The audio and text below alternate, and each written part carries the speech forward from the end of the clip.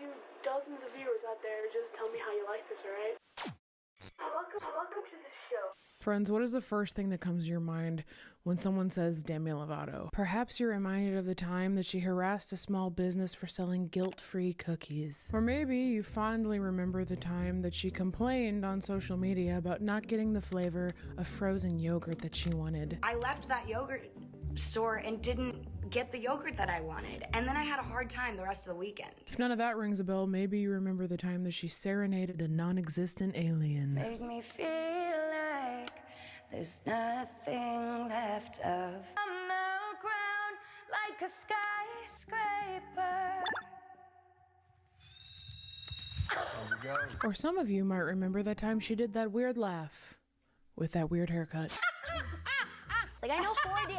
I know what 4D. I also really wanted to make contact with ETs. Or perhaps you remember the infamous interview where she misunderstood the word dish. And your favorite dish? My favorite dish? I like mugs because they're very comfortable in your hand. Dare I say some of you may even know her for her music. Well, friends, once upon a time, I would remember her for all those reasons too, until the day that I finally watched Camp Rock. And now when I think of Demi, I will think of the big cheesy grin, cute little bangs, and inward turned knees that she has throughout most of this movie. How did I go 35 years not seeing this? I don't think I ever actually saw it. If I do, it wasn't memorable. Maybe I started it and fell asleep. I don't know. But we're gonna watch it together today. So sit back and relax, get ready for a rockin' good time, and let's watch Camp Rock together. After a word from today's lovely sponsor. And now a word from our sponsors. Friends, last week I had to take a fun little test called a sleep test. I had to have all kinds of stuff hooked up to me, a thing on my finger, a cannula under my nose. It was a bummer, okay, it was a drag. But the reason my doctor ordered the sleep test is because I do not sleep well and I suffer from horrific symptoms because I don't sleep well. Depression, impaired cognitive function, tinsel scrot. All of this to say that lack of sleep can be detrimental for your health and well-being, and good sleep is good.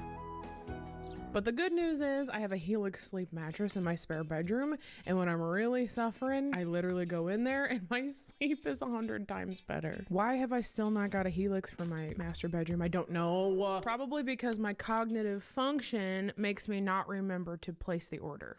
Helix sleep mattresses are so incredible. This company makes premium custom mattresses to fit you specifically and your needs, and they conveniently ship them right to your door. It comes kind of like shrink wrapped. You pull off the packaging, it inflates into a floof, and they are a game changer. All you have to do is go to the Helix Sleep website and take a quiz and tell it everything about how you sleep and what your preferences are. If you're a hot sleeper, if you like firm, soft, in between, how tall you are, etc. And it will recommend the perfect mattress for you. So we were recommended the Sunset Luxe mattress. I rave about it to everybody. Everybody who comes over and stays at my house is in love with this mattress. My husband is probably the #1 fan. It has like done wonders for his back. 11 out of 10 would recommend the Sunset Luxe by Helix. Helix has a 100-night sleep trial test, so you can test out if you love the mattress. They also include a 10-year warranty on the mattress, as well as financing options and flexible payment plans. So you don't have to put down all the money at once if you don't want to, and you can still get an incredible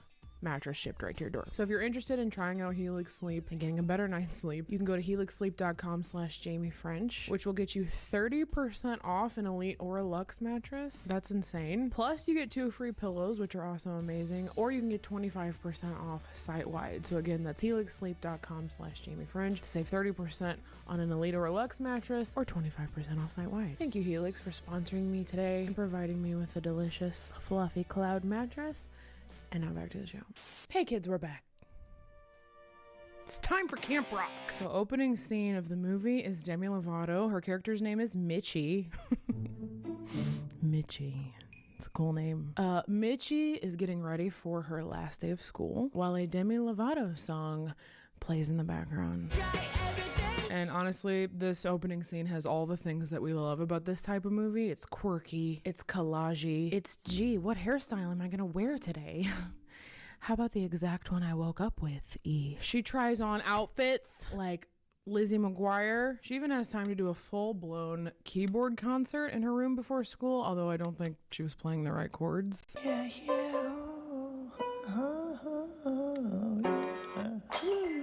I was the picture of death and misery and all that is soulless and wrong when I woke up for school in high school. You're getting ready to go to lovely school?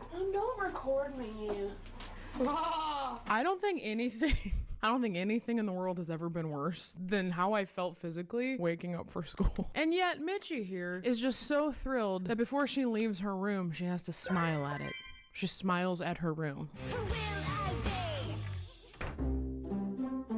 Demi shows her bottom teeth when she smiles. Not a lot of people do that.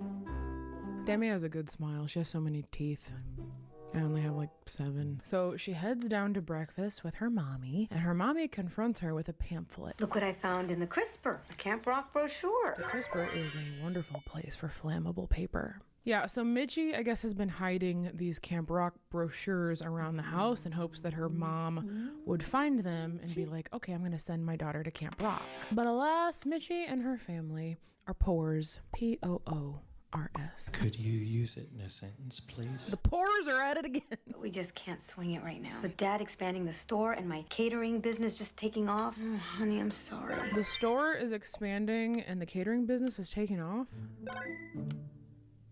So doesn't that mean more money? Yeah, so her mom owns a catering business and is a very good cook. Oh, and great cheese omelet, by the way. Yeah, I can tell that you really liked it by the way you left for school without taking one single bite of it. I don't think I ever found out why movie directors did that. In every teen movie, there's like this wonderful breakfast spread. And the teenager will either eat none of it or take one bite of like a bagel. Gotta run. Gotta go, Mom.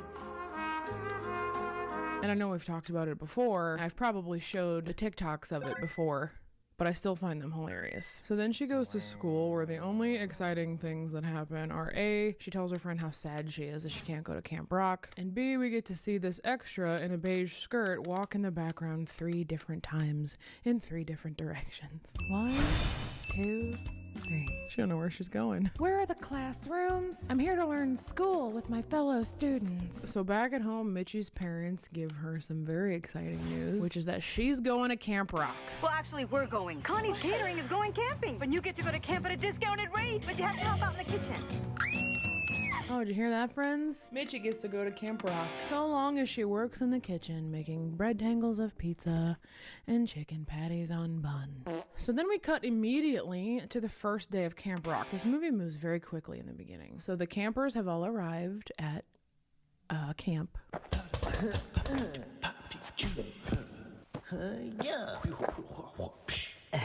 Boys. Transform.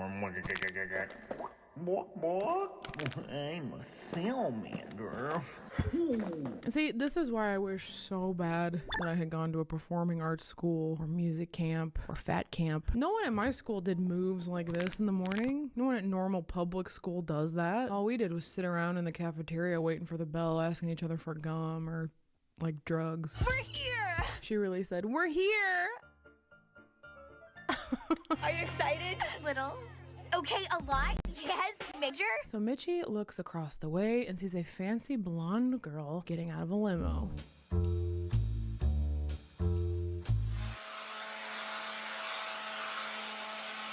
The bush in the background of the shot was not moving at all, so you know that they just blasted this poor kid with a leaf blower. So this girl's name is Tess, and she is like the popular queen bee of the camp. She has a famous mom. She's like the Regina George type of character. But more about her later. Right now we have to focus on Allison Stoner. That's Tess Tyler, the diva of Camp Rock. Allison Stoner is a cool gal. She was a child star. You may actually remember me making fun of her a little bit in the Step Up movie review. I brought you orange juice. Why in the acid reflux does he need that much orange juice?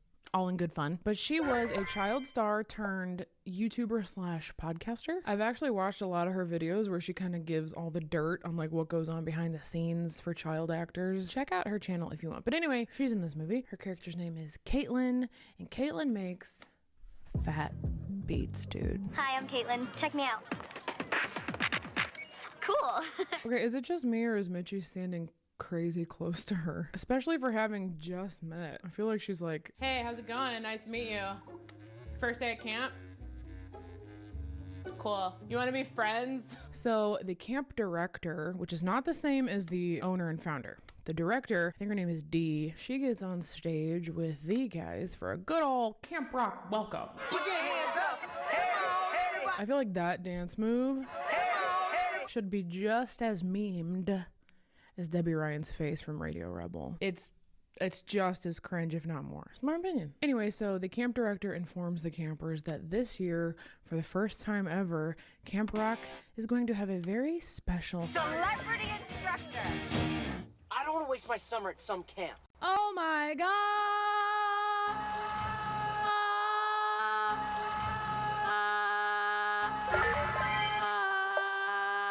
It's Joe Jonas, right? Is it Joe? Or is that Kevin? Yeah, it's Joe. So Joe Jonas plays Shane Gray, who is this big celebrity, and I guess he's like a bad boy. He's getting into trouble a lot. It's not good for his band's image. By the way, his bandmates are his brothers, so it's kind of like the Jonas brothers are playing themselves, but hopefully Kevin is not as stupid as he is in this movie. Yeah, man, this is where Connect 3 connected. Why did they flat iron his hair with no heat protectant? Right now, you're the bad boy to the press, and the label has a problem with that, which means we have a problem with that. Yeah, Shane is a bad boy, dude, and I guess his uncle is the owner of this camp, of Camp Rock, so he does what most celebrities do in real life when they're naughty, which is become a camp counselor, just like how naughty pop stars go back to regular high school. So what? I'm a pop star. Meanwhile, Shane has been dropped off at camp and spotted by all the girlies, so he has to run away and hide in the shrubbery, where he hears Mitchie singing a beautiful ballad. It's the most amazing thing he's ever heard. This is real. This is me. I'm excited. But before he can get a good look at who is the owner of the voice, she's gone, and the hunt for the mysterious singer hath begun. It's kind of like Cinderella. You know, instead of the glass slipper, it's the golden voice. So later on, at the Camp Rock opening jam, Mitchie finally meets cool Tess from earlier. You know, the one with the famous mom. Wow, I love your mom. Of course you do. And then proceeds to lie to the cool girls and tell them that her mom is like the president of Hot Tunes TV, so that they will think that she's cool too, which they do. And then they invite her to go sit with them, and she leaves poor Caitlin all alone. Very typical. We've seen this in almost every teen flick. It had to be done. So the cool girls immediately invite Mitchie to come live in their cabin, and they notice when they are looking through her duffel bag that she has a song notebook. You write songs? And she's like, oh no, no, they're not even good, please. Oh, what? You want me to sing one of them? Okay. Sydney, I'm exactly where I'm supposed to be. Demi Lovato has a really good voice, and it's cool to see that she was that good even at this age. And I just feel like her voice is underrated. Nobody talks about it. Probably because she yells at businesses for selling sugar-free cookies. So the next morning at breakfast, Mitchie sits on top of Caitlin again. Why? Why doesn't she give Caitlin in particular any personal space? There's a whole bench there, Mitchie. What? Oh yay, it's time for class again, which means kids are all banging on stuff.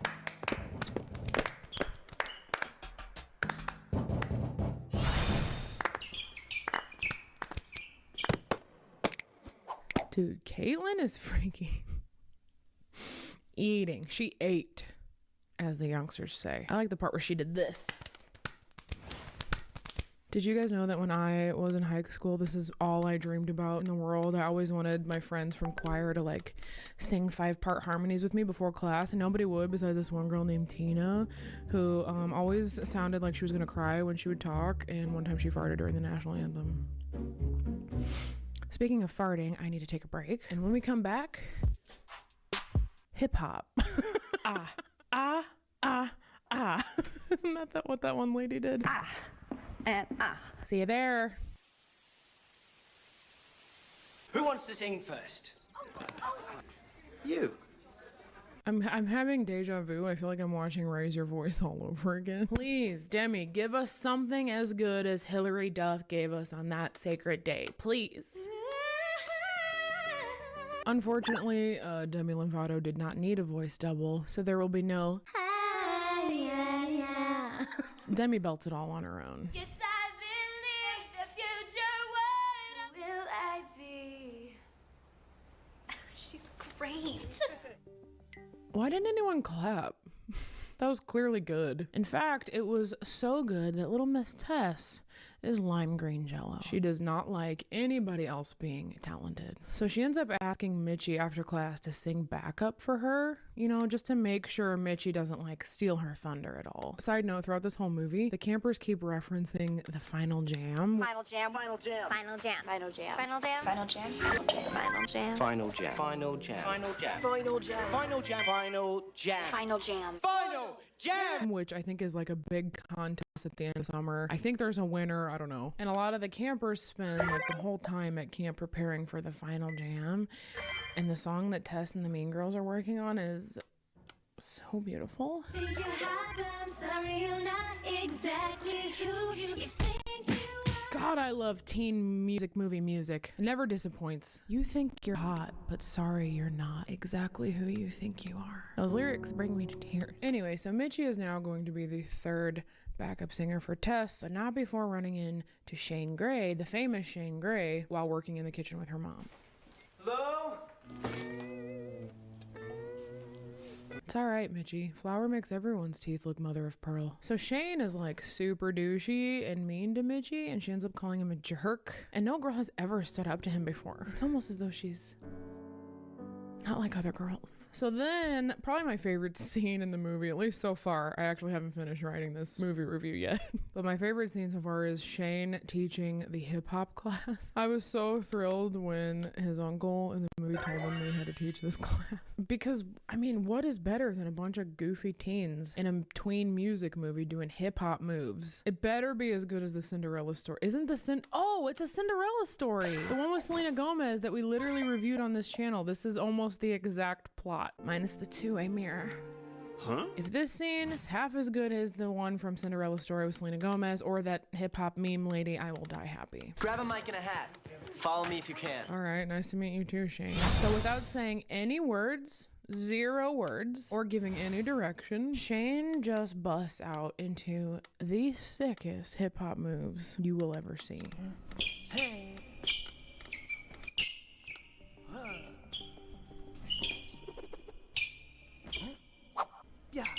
It's just everything I could have hoped for. So the students go from being completely lost and confused to perfectly knowing the choreography in about 2.5 seconds. Like, I'm not just talking dance move choreography, I'm talking they change formations and everything. They just killed it, you know? Fast learners. Until, of course, this 36-year-old dude bites the dust. And what's that, friends? Shane is nice to him? You're a drummer, dude. The drummer controls the beat. He's nice to the hot drummer? Oh, you guys don't know that story. I used to be friends with this guy who was a drummer, and he wanted his AOL screen name to be Hot Drummer, but he only used one M. So me and my other friends would harass him all the time for being a hot drummer. So that's what I think of anytime there's a drummer in any movie. Hot drummer.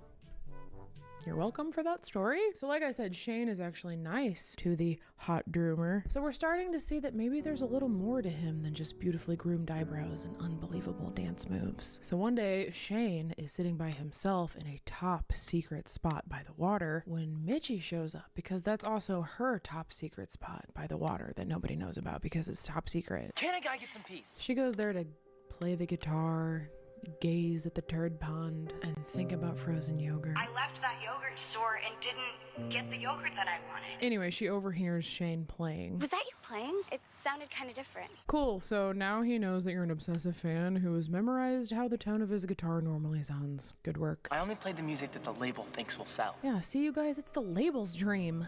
It's not his dream. I don't want your laugh. I don't want your life. So then he ends up playing her a song that he's working on. That far, you're the voice I hear inside. I'm sorry, where did the backup singers' voices come from? Because now I don't believe that this was actually a live performance. God, there is so much eye contact from Joe Jonas in this scene. He never looks away, ever. I heard this girl singing, and it kind of reminded me of the music that I like. Oh my God, you guys, he's talking about Mitchie from earlier?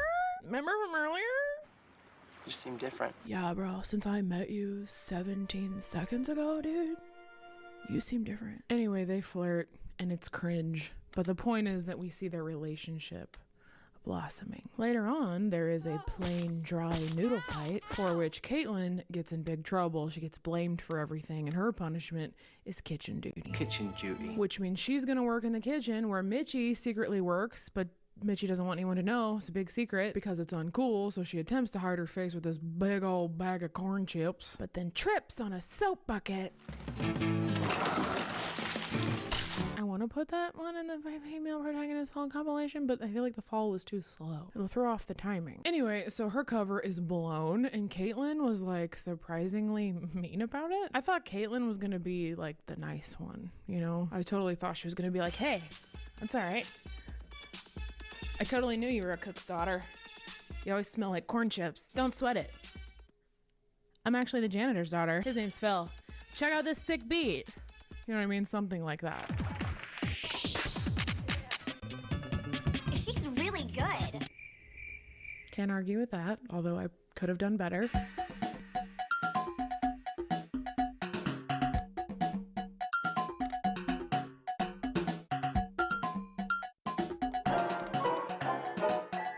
She's really good.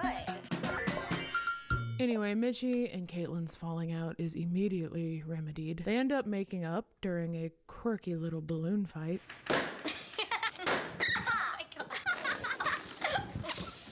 Why did this scene feel so awky? I feel like we need background music or something instead of just the sound of the deflating balloons farting. Anyway, they go from being enemies to besties. They bond, okay? Because nothing says friendship like the gentle tap of a breath-filled balloon. And yes, balloons are full of breath. So friends, things are getting really exciting as the final jam approaches. Shane Gray is still on the hunt for the girl with the voice, mind you. So he goes up to Hot Droomer and he's like, hey man, I need a favor. So then the message gets spread to all of Camp Rock by one kid after another whispering it into each other's ears like a game of telephone.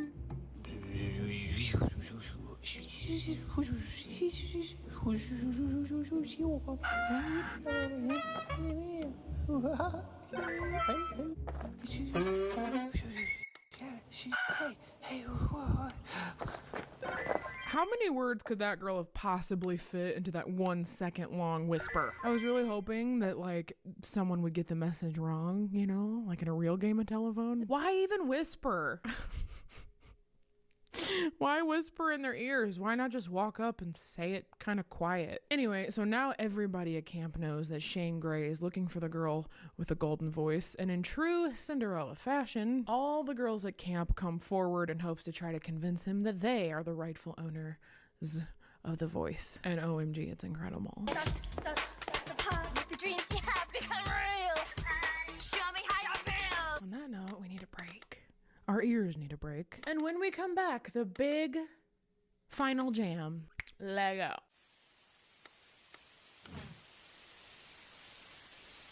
Hey guys, we're back. So one day, meanie Tess finds out Mitchie's horrifying secret. You know, the one where her mom is in fact not the president of Hot Tunes TV China, but rather just a cook? I love that they had Mitchie call her mom multiple times during this conversation. Seriously, Mom. I love you, Mom. Just in case Tess had any doubt that Mitchie's mom is a camp cook. So you guessed it, Tess is on her way to spill the beans. She ends up calling Mitchie out in front of everybody at the beach jam. Hey, Mitchie, tell us about your mom again. So Mitchie comes clean to everyone about how her mom is just a measly cook. Your mom cooks our food and you help her. That's the only way you could afford this camp, right? Right, because there are a couple of pores. You're a real jerk. I feel like that's the 19th time I've heard the word jerk in this movie. Jerk. You're a real jerk. But at least I'm not a big fat liar. Am I crazy or did I notice an emphasis on the word fat? Big fat liar. No wonder Demi Lovato got mad about sugar-free cookies or whatever it was. People call her fat. Anyway, so everybody knows her secret now, even Shane. You were lying all summer. All 3 times we spoke to each other, I had no idea. I had no idea your mom was just a cook. What's next, huh? Glasses and a ponytail? So he goes to his uncle and he's like, I can't believe this, bro. The first girl I ever loved ended up being the daughter of a cook. And to top it off, I can't find the girl with the golden voice, dude. I have her song stuck in my head. Let the light. My eyes are burning. They're burning from the cringe. This is like as bad as that No Lonely Hearts, oh hey, we didn't see their sketch. I love how Shane has been hanging out with Mitchie all summer and never once considered that it might be her that had the glass slipper. I mean, the golden voice. Even after hearing all the other girls prove that they weren't her. Mitchie, you are so never going to see Final Jam. Why did she say that to her bracelet? Mitchie's not inside your bracelet, Tess. Okay, trust me, because she's too busy sitting on top of Caitlin again. There was a whole empty side of the table that I thought for sure she was gonna sit at. Why'd they leave the empty side? Anyway, it's time for the final jam. Kids are prepping. They're dancing. Drummers are drumming. Mitchie's wearing some weird green galoshes or something. Tess is sabotaging. Tess thinks that Mitchie and Caitlin stole her charm bracelet. What? Yeah, so Tess plants her charm bracelet betwixt Mitchie's books. She frames her, which explains, I guess, why she was talking to her bracelet earlier. And as a result, Mitchie and Caitlin both get banned from Final Jam. They go lament about it on the pier. You can tell they're lamenting because Mitchie walks from Caitlin's left side to her right side 6 times in a row. But then Mitchie comes up with a plan, a smiley plan. Stop smiling at me! What? Come on, let's go! It is time for the final jam. So before the final jam officially starts, Tess ends up losing her backup dancers, our backup singers, I mean. Your lip gloss is so not glossy anymore. Dang! Burn, dude. Tess is a meanie. And they're sick of it. So anyway, the final jam begins. So the first group to perform is this big group of kids, including Ella, who, as far as I was concerned, was only rehearsing with Tess the whole summer. I don't know how she had also time to learn this entire performance. And then it's Tess's turn, and she goes up and does a sick full-length mirror optical illusion thing. It was actually kind of cool until this one dancer like accidentally bumped his mirror and lost her reflection.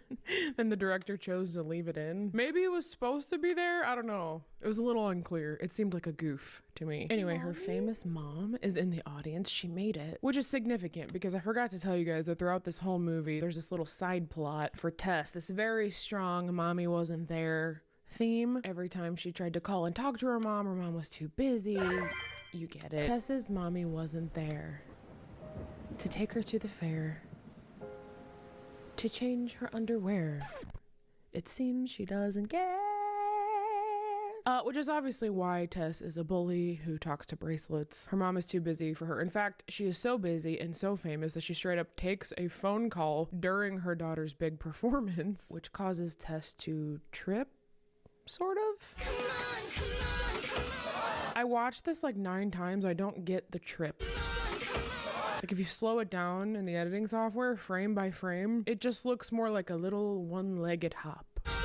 Also, please, please, please, please, please, please tell me that this is a crew member in the mirror. Camera guy, camera guy, camera guy, camera guy. Anyway, her performance is ruined. She does an awkward high heel run off stage and then cries in the corner, kind of.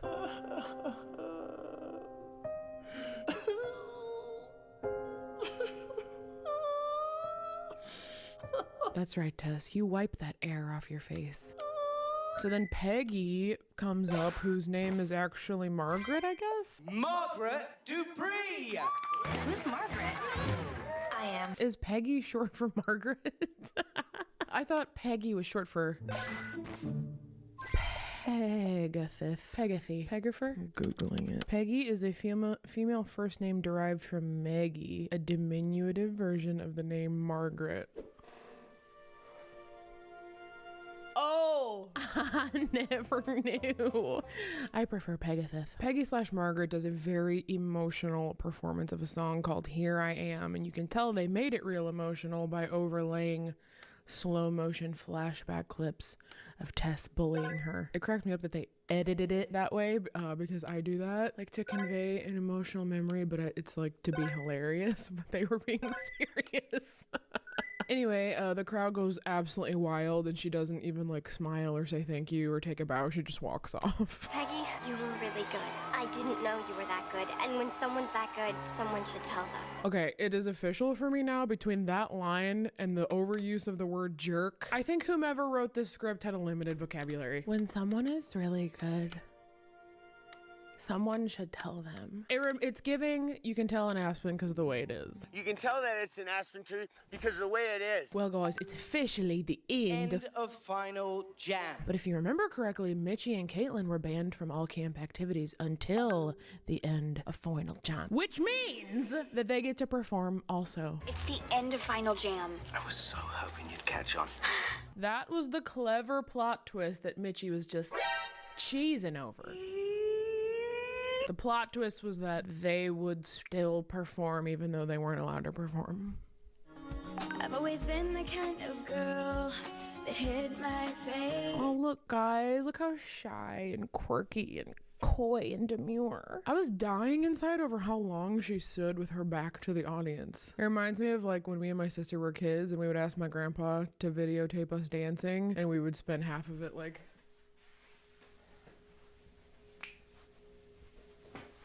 Know what I mean? And he'd be holding the camera like, oh, this is really riveting.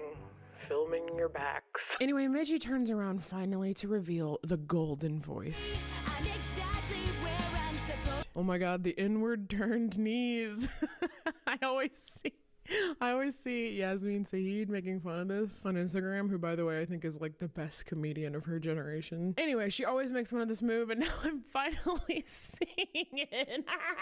This is real. This is me. I cannot believe how badly Mitchie wanted us to know that this was her throughout this whole movie. This is me. This is me. Anyway, Shane suddenly hears the golden voice, and he turns and realizes... That's the song. So that must be the girl. So instead of just like watching her and admiring her, he just straight up decides to hijack her performance and starts singing along. Somehow he knows not only the entire song, but the entire male harmony part. I'm exactly where I'm supposed to be. All I could think watching this performance was how close the mics were. I feel like it would just sound like feedback and like mics bashing into each other.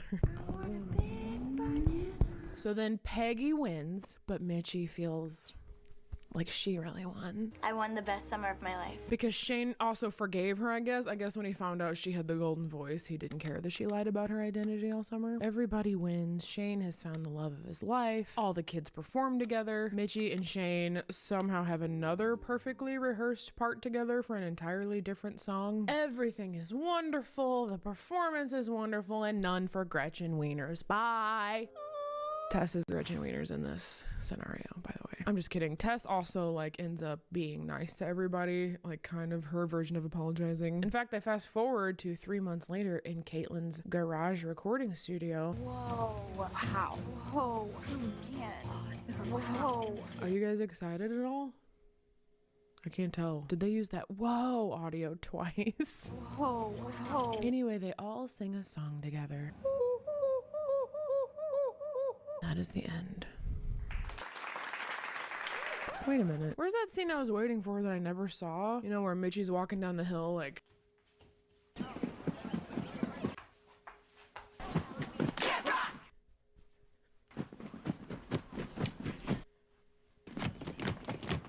How could I look that up? What would I even type in? Camp Rock, Mitchie, marching? Is that what you would call it? Here it is.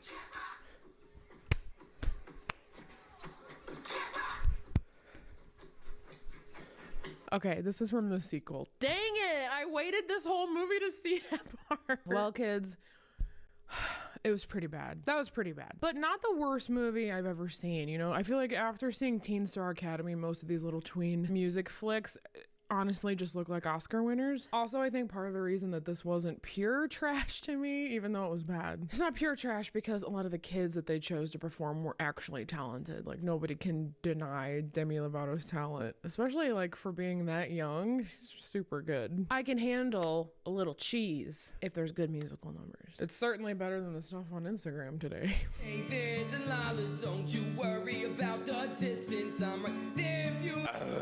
Anyway, that's it for today. Thank you again, Helix Sleep, for sponsoring me today. Please come to my show in San Diego with Mic Drop Comedy if you live in the area. And check out my awesome merch/clothing brand. And lastly, friends, always remember that if someone is really good, someone should tell them. And also, you're a great dad even if you are scared of birds and raccoons. Okay, I love you, bye!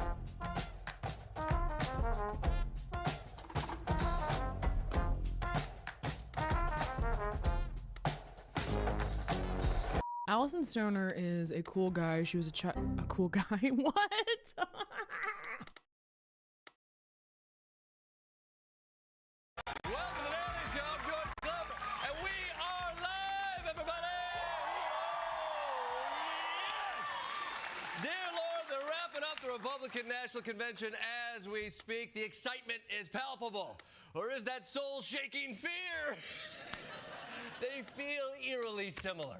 And if that wasn't enough news to cover in a day, there's another gigantic story brewing. Keep your news alerts on because the Democrats might be recasting a very big role. Breaking news about President Biden's candidacy. The New York Times sources close to President Biden say he's beginning to accept he might have to leave the race. Axios says he could drop out as soon as this weekend. It's reached almost a fever pitch. Chuck Schumer, Hakeem Jeffries, Nancy Pelosi have all had very direct conversations with President Biden. His political fate more precarious than ever. An increasingly dire moment. His fate now hanging in the balance, nearing the point of no return. We are close to the end of his candidacy. To be clear, when you're talking about an 81-year-old, you gotta be clear about that. Think about how strange this moment is. In the span of 1 week, one candidate got shot, and the other guy might drop out.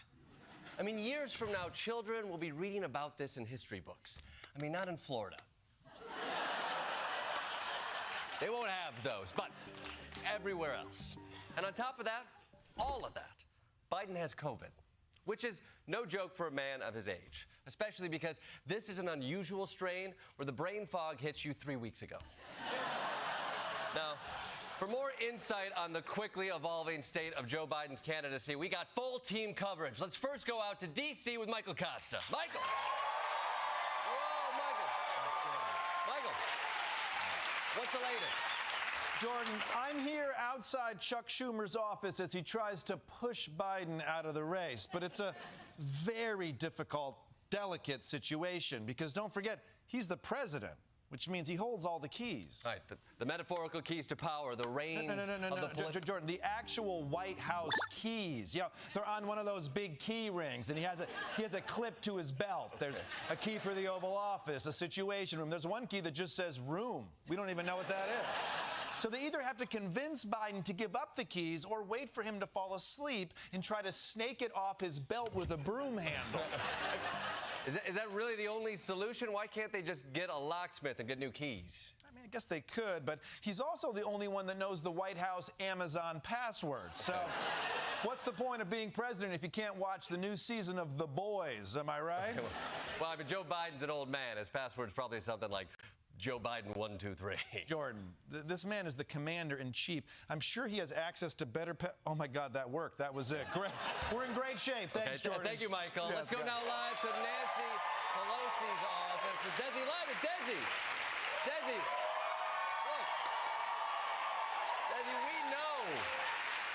we know Chuck Schumer's trying to be sensitive. What's Nancy Pelosi doing? Well, she's playing a lot more hardball, Jordan. She had a meeting with Biden where she just stared at him while doing that five-finger knife thing. It's very intimidating. She's also trying to mess with his head. She threw a pair of sneakers over a power line outside the White House. Is that a threat? Well, I don't know, but if there's one thing that freaks out old white people, it's sneakers on a power line. Yeah. How'd they get up there? Is it a gang sign? Is it a drugs thing? Is it hip-hop? Either way, it's time to move to Florida. Wow. Very fluid situation. Thank you, Desi. Let's go out to the Capitol Hill with Ronnie Chang. Ronnie.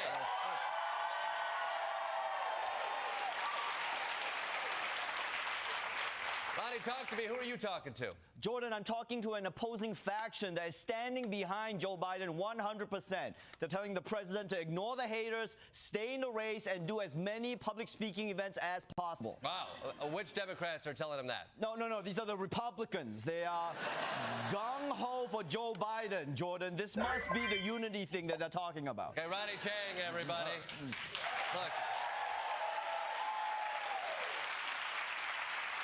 Look, whether or not Biden's candidacy is live, we are. And the reason we're live is that it's the last night of the Republican National Convention. And while most GOP conventions are about nominating a candidate and crashing the Grindr servers, This one...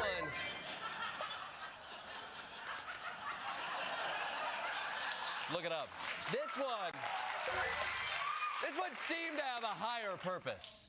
This convention is happening, frankly, by the grace of God. It is a divine intervention by God that President Trump is not dead right now. This is divine intervention. The bullet pierced President Trump at 6:11 p.m. Ephesians 6:11 tells us, put on the full armor of God, take your stand against the devil and his schemes. This was providence. God's divine providence. A millisecond before he fired the shot. A God-given little tilt. Yeah, a God-given tilt. If you didn't believe in miracles before Saturday, you better be believing right now. God lowered a shield of protection. God has put an armor of protection over Donald Trump. God is not finished with him yet. I believe we all witnessed a miracle, literally. From, before it happened, the flag above got blown in the wind and it got tied into literally what looked like an angel.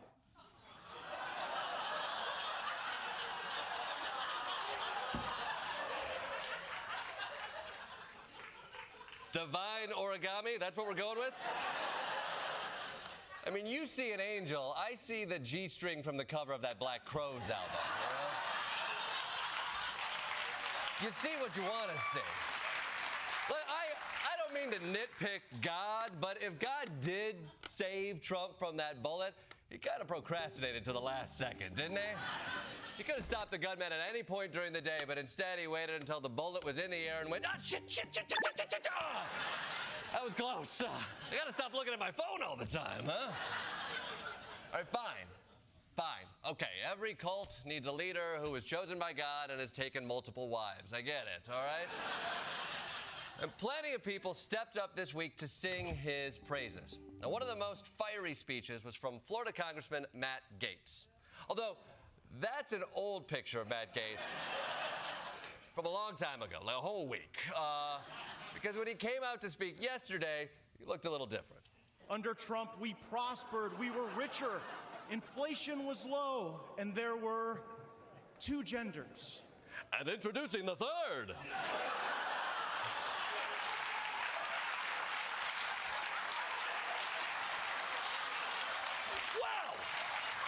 Wow! It looks like his eyebrows are reacting to a picture of his eyebrows. You can see why they chose him to make the case against Joe Biden. Inflation is so bad, his forehead is now a 6 head. And I can make that joke because I've been battling inflation for years. But last night's big speech was from Donald Trump's new running mate, J.D. Vance, who wanted to introduce himself to the world. And this is what he went with. And while we're on the topic of grandparents, let me tell you another Mamaw story. Now, my Mamaw died shortly before I left for Iraq in 2005. And when we went through her things, we found 19 loaded handguns. They were stashed all over her house, under her bed, in her closet, in the silverware drawer. This frail old woman made sure that no matter where she was within arm's length of whatever she needed to protect her family. That's who we fight for. That's American spirit. Yeah, that's the American spirit. Unhinged paranoia. You know what? I love how gun nuts in this country are always like, we're responsible gun owners. Anyway, here's a Glock I taped under my baby's crib. And let me just remind everyone that 5 days ago, their nominee was almost taken out by an assault rifle. And I thought that might lead to a moment of introspection. But you guys are like, you know what's hilarious? How guns are everywhere. But outside of his anecdotes about Grandma John Wick, the fact was that discount Ulysses S. Grant did not exactly set the room on fire. But the good news for him was that the crowd was so amped, they were happy to chant no matter what.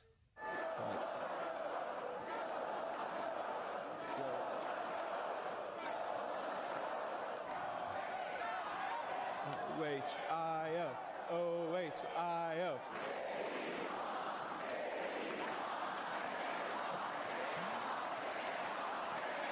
You guys are a great crowd. Wow. And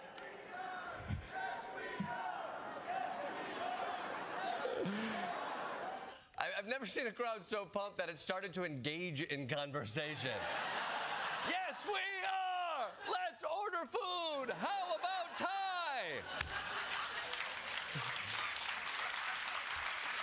By the way, if you're wondering why the Ohio chant is O-H-I-O, it's because it's the only word people from Ohio can spell. Go blue, you hillbilly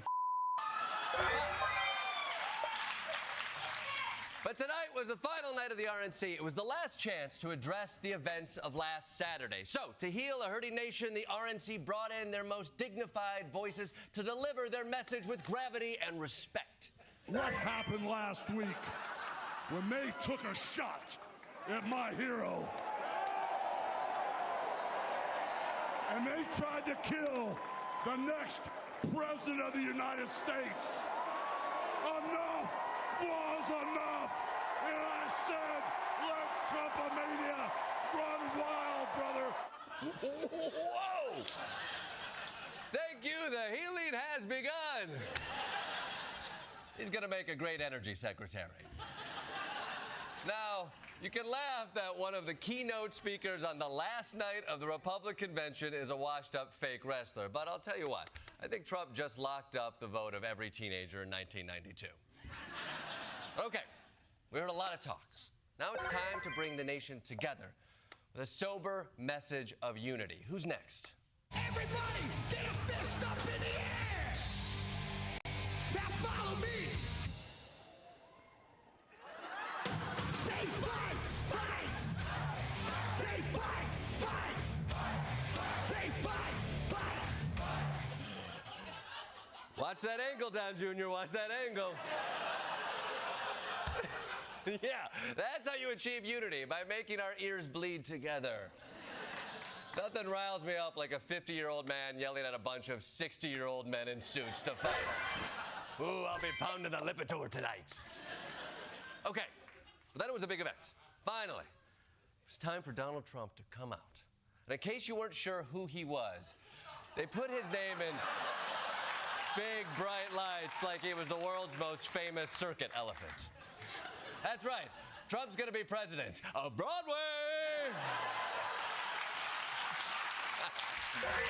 And once the cheers died down and the speaking began, Trump made some big promises.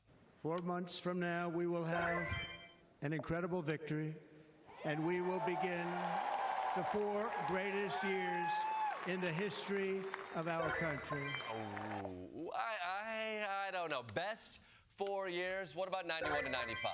Wu-Tang, Nirvana, unironic fanny packs,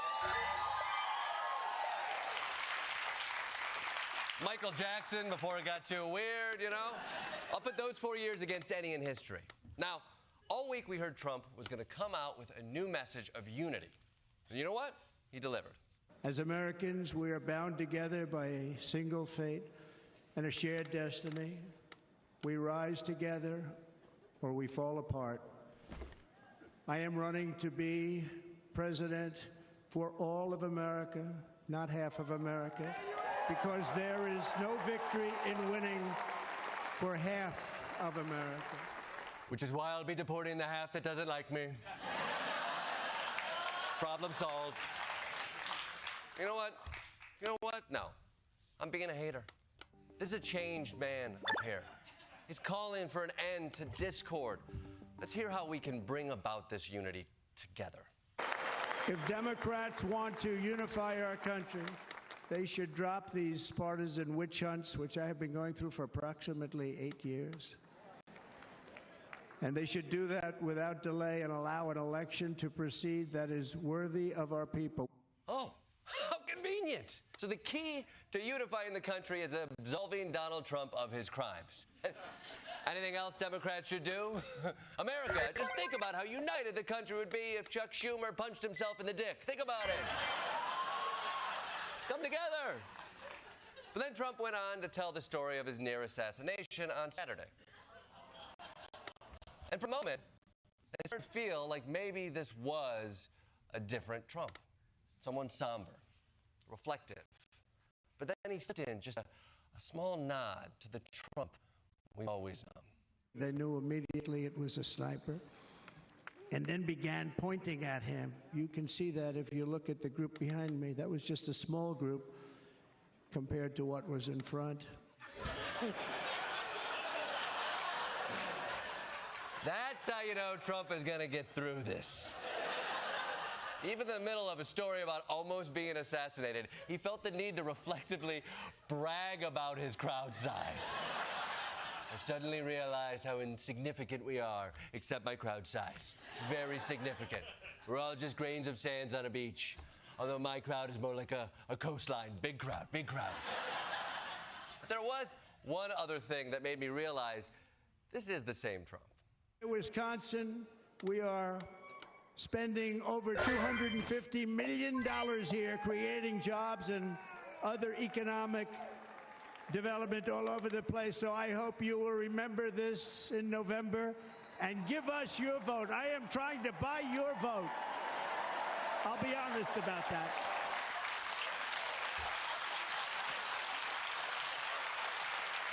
He's trying to do a quid pro quo in the middle of his convention speech. Slow down, my man. You don't get total immunity until after the election. So that was Trump's speech. A changed man who was basically the same man as before. So what do we learn from the RNC? Well, the campaign for president is basically one big job interview. The convention is where America checks the candidates' references. And to be sure, there were plenty of people willing to vouch for Donald Trump. You got ex-cons, domestic abusers, fake wrestlers, fake friends, his children, people sleeping with his children, and of course, the esteemed mayor of Whoville. But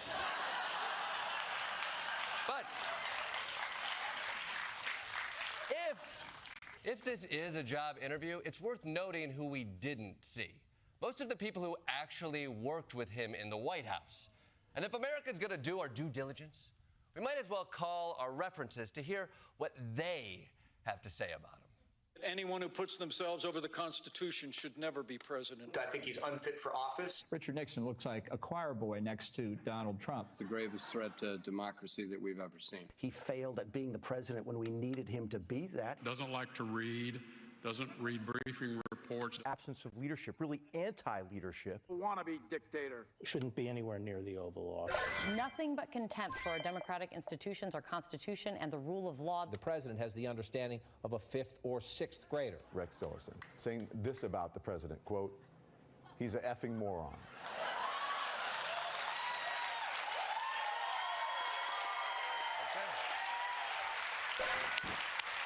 Okay, you know what? You know what? Good points. But did you see that flag? It looked like an angel.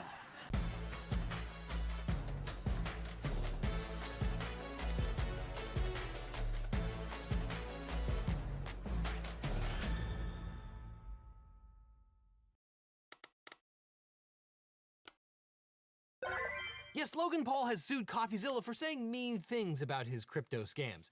Hey, Logan, I'm gonna say some mean things about you. You want to dance? But who could have possibly have seen that Logan Paul's crypto ventures might not be on the up and up? I mean, you'd need at least one eye for that. But to take you back, he promised that his game, Crypto Zoo, which combined cryptocurrency and NFTs, would allow users to make real money with barely any effort. It's a really fun game that makes you money. I really, really do believe it is going to be the catalyst for a lot of young people getting into crypto. I think this will be their first fun NFT crypto experience. My game. Now, it's possible that Crypto Zoo might have made Logan Paul some real-world money with very little effort, but players who purchased the in-game currency were left out in the cold. But that's where YouTuber CoffeeZilla, real name Steven Findezen, comes in. He's been investigating Paul's promises and the demise of Crypto Zoo since at least 2022, calling Paul out for being a scammer. And now Logan Paul has filed a defamation lawsuit against CoffeeZilla. Paul alleges that he maliciously and repeatedly published false statements accusing Paul of operating a scam related to Crypto Zoo, and that these lies have hurt his reputation, caused him significant emotional distress. Logan Paul was just an upstanding internet citizen who completely rehabilitated his image, and then CoffeeZilla just came out of nowhere and ruined that good name. But first, what is Crypto Zoo? Well, Crypto Zoo was a Pokemon-inspired trading game where users could buy eggs, hatch them, and then breed the animals. To participate, users spend their non-fungible tokens, called Zoo Coins, to buy the eggs. The app runs on the Binance Smart Chain, and the NFTs are purchased with Ethereum. The game promised users that they could make real money this way. All you had to do was breed very rare digital hybrid animals, and then watch your cachet of coins grow. Bro, we have a massive team behind it and are probably out of pocket like $1 million just because we believe it's going to work. It was a simpler time back then, and the sales pitch worked. Players purchased over $2.5 million worth of digital eggs, which helped create enough hype to convince the crypto market that the Zoo coin's actual value was worth up to $2 billion. But here's the catch. CryptoZoo launched in September of 2021, but as of 2024, it's still not fully playable. Players who purchased the eggs couldn't breed them, let alone cash out the coins for real money, and investors said that the eggs were just a picture on a screen that was basically worth nothing whatsoever. And that's a pretty accurate description of an NFT. It took me and Steve Bold 27 minutes to say the same thing a few years ago. But the CryptoZoo development team left the project in October of 2021, alleging that, quote, Logan's team has stolen the tokens from all of its V3 investors, while also lying to the public that he had paid the devs $1 million. Now, while it's not unusual for a group of people to have creative differences, Paul's silence and the lack of playable game led many people to believe that they'd been conned. In December of 2022, CoffeeZilla started a 3-part series on CryptoZoo. At first, Paul responded by blaming a developer who fled to Switzerland with the source code and held it hostage for $1 million. However, CoffeeZilla tracked down this developer, Zach Kelling, who disputed everything Paul said about him. And reporters also discovered that Paul's other partner on the project, Eddie Ibanez, was a catch-me-if-you-can level liar. Paul's manager, Jeff Levin, allegedly knew about Ibanez's exaggerations before the CryptoZoo launch, but kept him on the team. Then Logan Paul filed his lawsuit in federal court in the United States District Court for the Western District of Texas. Though Logan Paul putatively lives in Puerto Rico and CoffeeZilla and his company reside in Texas. Although many defamation complaints are filed in state court, filing in Texas federal court gives Logan Paul an advantage because CoffeeZilla won't be able to use the Texas anti-SLAPP law. As you might know, a strategic lawsuit against public participation, or SLAPP suit, is a legal action intended to censor, intimidate, or silence critics by burdening them with the cost of legal defense. And the Texas Citizens Participation Act, or TCPA, allows defendants to file a motion to dismiss a legal action that infringes on their right to free speech. This motion can be filed early and often before the case proceeds to discovery, which saves a huge amount of money. However, CoffeeZilla won't be able to use the TCPA to file an early motion to dismiss and recover costs because the Fifth Circuit, which rules over Texas, ruled that the state law doesn't apply in federal court. Parenthetically, I'll note that there's a circuit split where some federal courts will apply state-based anti-SLAPP laws and some will not, which is why we need a federal anti-SLAPP law. So without an applicable anti-SLAPP law, CoffeeZilla's defense is going to get extremely expensive even if he's successful. But let's look at Logan Paul's lawsuit. Paul's complaint alleges that CoffeeZilla's commentary about CryptoZoo perpetuates a false narrative that CryptoZoo was a scam orchestrated by Paul. He says that CoffeeZilla knew he was making false statements when he published the videos. So what are the allegedly false and defamatory statements? Well, it started with the December 2022 YouTube series. Right off the bat, in response to those videos, Paul threatened to sue CoffeeZilla. In a now deleted video, Paul said, quote, "You led the charge to drive and monetize a narrative telling millions of people that I'm a fraud or I tried to scam my audience. That is patently false." And Paul accused CoffeeZilla of not reaching out to him to get the facts until December 24th, 2022. On Twitter, CoffeeZilla said he contacted Paul in October seeking clarification about the CryptoZoo project, and you can see his questions for Paul on the Instagram post. And these messages went unanswered. And at the time, Paul swiftly backed down. Then CoffeeZilla tweeted, quote, "Logan called me, he said he's deleting the 2 responses and is dropping the lawsuit threats." CoffeeZilla had planned to release another video about CryptoZoo, but decided to delay the video so he could include Paul's response. And here was Logan Paul's later response, saying the war is not with coffee, and, quote, "I'm grateful he brought this to light." He apologized and promised to come up with a plan to make things right. CoffeeZilla warned Paul that he would continue to follow the CryptoZoo story, saying that, quote, "The right thing to do here is refunds for the affected victims. That's what this has always been about." Now, there's no actionable defamation in these old exchanges, since Logan Paul acknowledges what CoffeeZilla reported would expose his scam, then block you when you remind him to pay up. Now, Logan Paul alleges that CoffeeZilla's tweet is libel per se. A defamation or libel per se describes statements which are considered to be so harmful on their face that the plaintiff doesn't need to prove special damages, that they can get by with basically no damages and still file suit. In Texas, defamation per se includes accusing someone of having an infectious disease, accusing someone of a crime, or making statements that harm someone in their job or profession.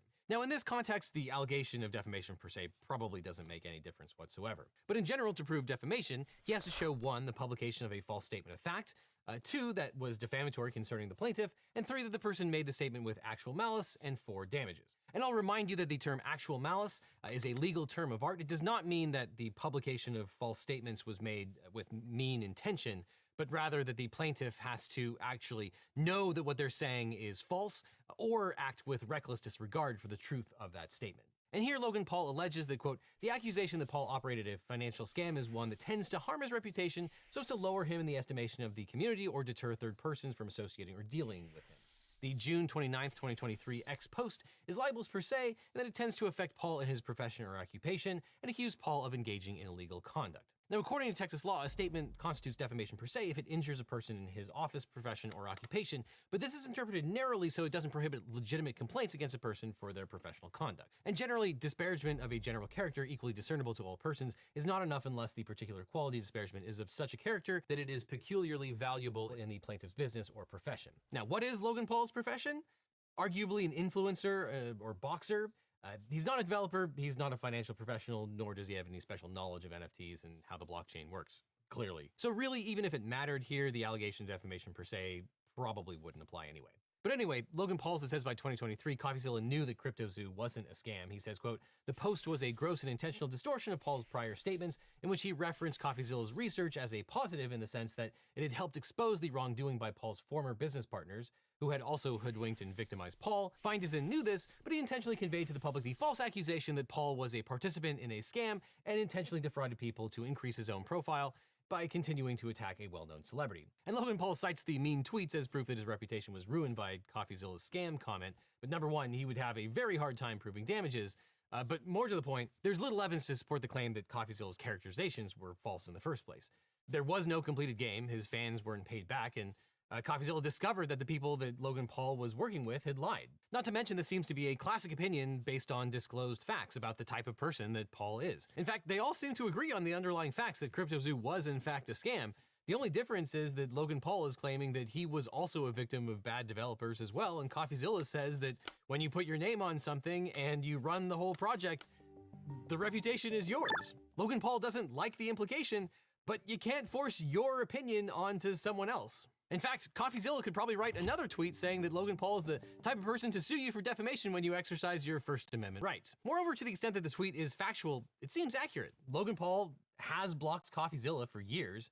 He hasn't paid back all of his customers, so, you know, where's the lie? Additionally, on June 30th, 2023, CoffeeZilla published a video entitled Logan Paul's Scam Isn't Over. Logan Paul alleges that this video is defamation per se, again, objecting to the characterization of CryptoZoo as a scam. He says CoffeeZilla, quote, left no doubt that he was accusing Paul of intentionally defrauding individuals who bought egg NFTs or Zoo tokens by referring to those people as his, Logan Paul's, victims, declaring to his audience that Paul was guilty and his offer to reimburse buyers of egg NFTs was an admission of guilt, and stating that Paul was just pretending he'd changed. This video has been viewed nearly 6 million times, and I highly recommend watching it again so it can be viewed 6,000,001 times. So, did CoffeeZilla make false claims about Logan Paul in this video? Well, the point of the video was, quote, Logan Paul promised $1.8 million to the affected victims, saying, in the meantime, I have committed more than $1.8 million for those who do not want to wait for CryptoZoo to be completed.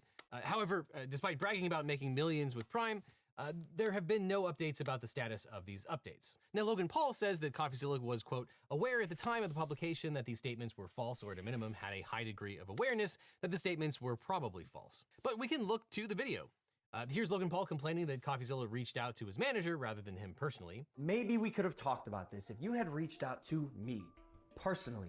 Not my manager, Jeff, who is not me, Steven. But when CoffeeZilla reached out to Paul, he heard back from Paul's lawyer. Well, I did reach out to you, and I got no response. In fact, the only response I got came on my 4th attempt to reach Logan, but this one came from his criminal defense lawyers. A guy named Jeffrey Neiman emailed me after my 4th attempt saying, Steven, see inserted on behalf of Logan Paul. Now, to be honest, I had no idea who Logan Paul was until I researched the lawyer and learned that he, quote, regularly defends individuals and corporations in white-collar criminal litigations. And that's when I realized, oh, that Logan Paul. Why didn't you just say you defended alleged white-collar criminals? Would have saved me a Google search.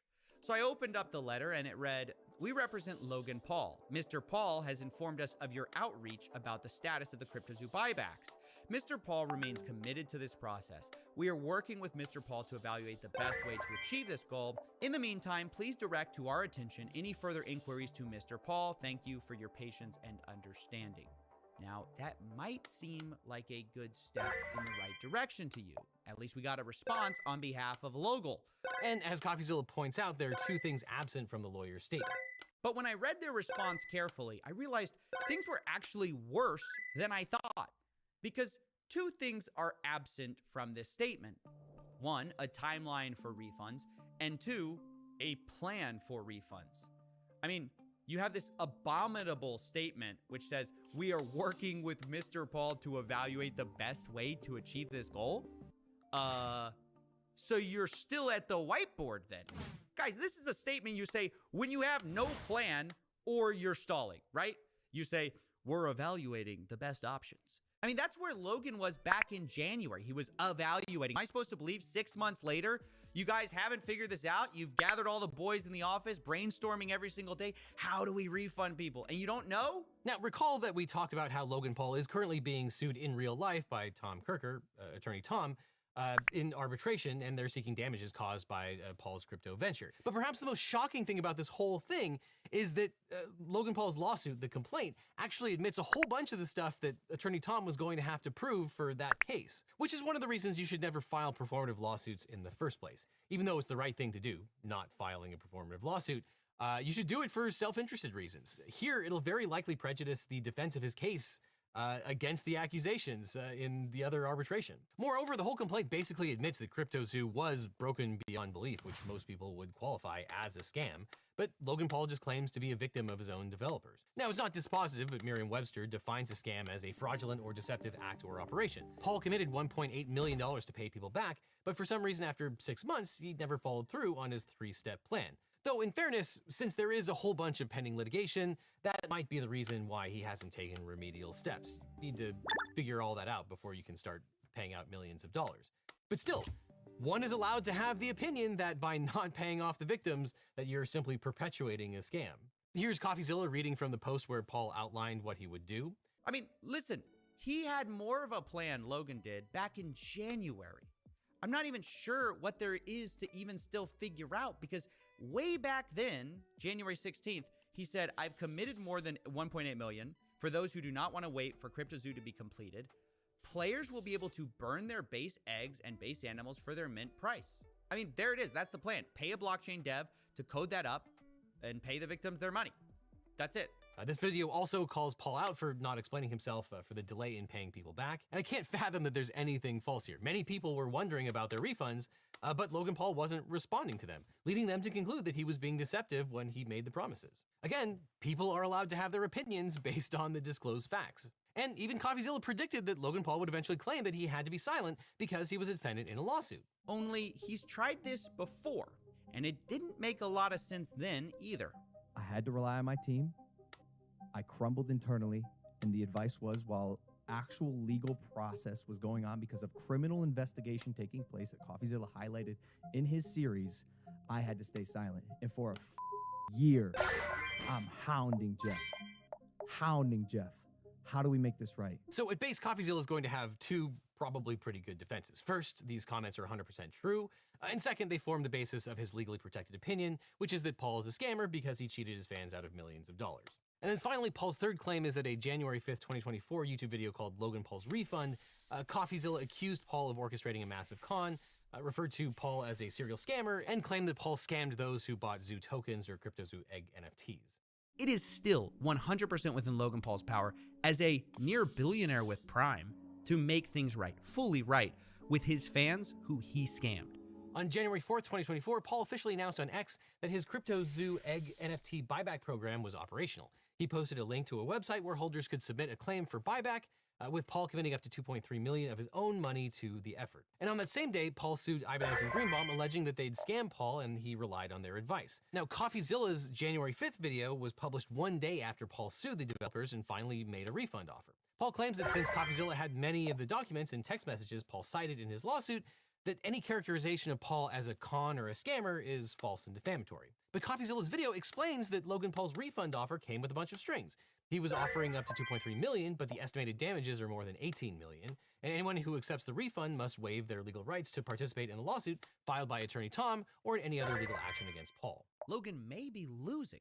Put in that light then, this refund starts to look less like a good faith attempt to make things right and more like a cynical bargaining chip to avoid getting in even more trouble. Now, I don't know if Logan Paul is acting in good faith, but CoffeeZilla is perfectly entitled to that opinion. And there's no way to prove that factually, in Logan's brain, he had good intentions all along, including when his lawyers made a settlement offer. But CoffeeZilla certainly has plenty of reasons for concluding that there was a con and a scam. And as he points out in the video, he watched Logan's fans beg for a refund for 3 years. But I was wrong. I mean, I wasn't wrong the first time he said I was wrong when he said he was going to still finish the game. I was wrong that he was going to do it at all. But even after 12 months of work, you've still managed to overlook one crucial piece of information. See, even though I've said it's coming so many times, you've assumed that CryptoZoo is being made. Who are you to decide when the development timeline ends? Trust me, CryptoZoo is coming. I will make damn sure of it. Oops, so much for making damn sure of it, because there's no game. And despite hemming and hawing about the game, Logan Paul didn't actually finish the CryptoZoo game.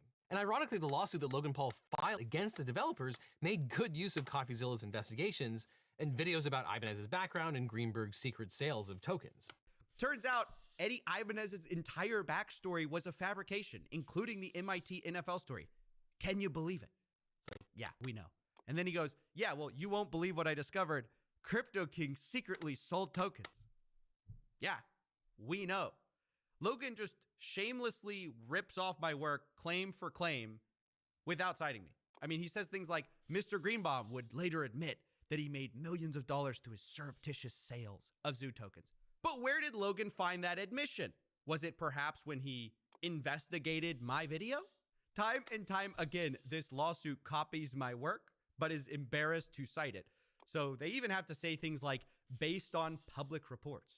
What public report? Mr. Ibanez made approximately $1.7 million from selling Zoo tokens. I could swear I've heard that before. And for my calculations, he made about $1.7 million. So Logan Paul has sued CoffeeZilla for making false statements because he keeps repeating facts that Paul has acknowledged in his own lawsuit against the developers are true. But Logan Paul just doesn't like how CoffeeZilla has characterized these facts. Now, sure, Logan Paul wants people to look at these same facts and conclude that he had positive intentions and that he got taken advantage of the bad guys. And maybe you do, but you're also welcome to conclude that Logan Paul is a serial scammer, because two people can draw different conclusions from the same facts and it doesn't qualify as defamation. And while things that are labeled as opinion can sometimes give rise to defamation, they still need to be a verifiable fact. And there's actually case law applying the word scam in the context of a cryptocurrency scheme. And courts have decided that using the word scam in the context of a cryptocurrency scheme is generally not a verifiable fact that can be proved true or false. But even if you could, it would still qualify as an opinion. And that makes sense. We call things scams all the time when there's an outcome that we don't necessarily like. Logan Paul asserts that you can only use the word scam to describe something where they intentionally intended something to steal money from someone, but that just doesn't jive with the regular definition of scam that we use all the time. Though it might actually apply in this case too. We don't know. Now, Logan Paul's lawsuit seeks compensatory damages for the harm to his reputation, emotional distress, and punitive damages, and an injunction to prevent CoffeeZilla from continuing to report on CryptoZoo. But the bottom line is that Logan Paul filed this lawsuit because he wants to silence his main critic.